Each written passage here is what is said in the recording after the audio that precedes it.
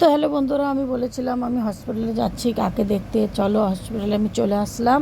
আস্তে আস্তে দেখো কতটা রাত হয়ে গেল, কেন রাস্তায় প্রচুর বৃষ্টি হতেছিল। দেখো কত জল, কত বৃষ্টি হতেছিল। আমার মা ছেলে পুরো ভিজে গেছি, রেনিকোট বি আনিনি, ভুলে গেছি, ঘরে রেখে দিয়েছি।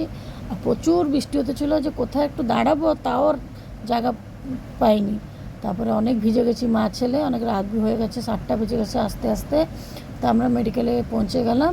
এই যে মেডিকেলে ঢুকবো, দিদির ছেলেকে ফোন করেছি, দিদির ছেলে বললো মাসি তুমি দাঁড়িয়ে থাকো, আমি যাচ্ছি তোমাদেরকে আনতে যাচ্ছি। কেন সেকেন্ড ফ্লোরতে আছে, কোথায় খুঁজবো ভিজা শরীরে।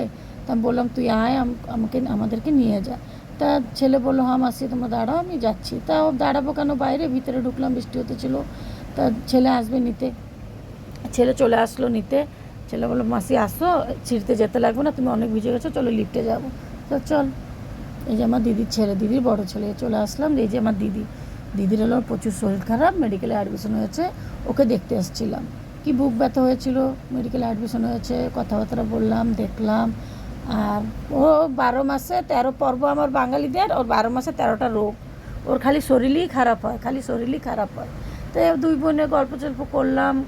আমাকে দেখে দিদি একটু খুশি হলো, শরীরটা, বোনদেরকে দেখলে তো অর্ধেক শরীরই ভালো হয়ে যায়, তো সবাই জানো। তা দিদির খাওয়া চলে আসলো, দিদি খেতে বসলো। আর ভাত খেলো, কেন গ্যাস হয়ে গেছে। দিদি বললো না রুটি খাবো না, ভাত খাবো। তা বসে দিদি বললো যে যাস না বস, আমি খেয়ে সারি তারপরে যাবি।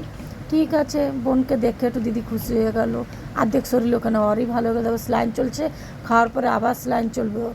আর হাত দেখো কেন ফুলে গেছে, দেখলে দুঃখ বি লাগে। কী করবো, আমি থাকতাম, আমার বি শরীরটা ভালো নয় যে আমি থাকবো, বড়ো ছেলে আছে। এই যে চলে গেলাম দিদিকে দেখে, ওখানে বাড়িতে যাব।